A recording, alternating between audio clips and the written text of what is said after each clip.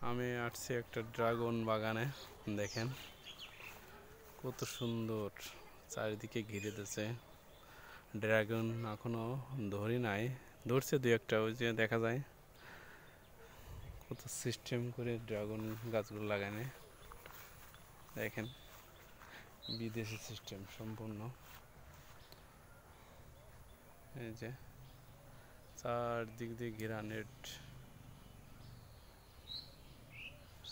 Net দিয়ে ঘেরা।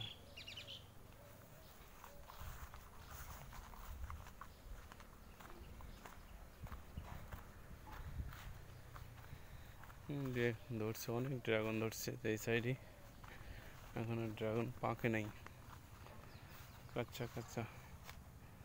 এই যে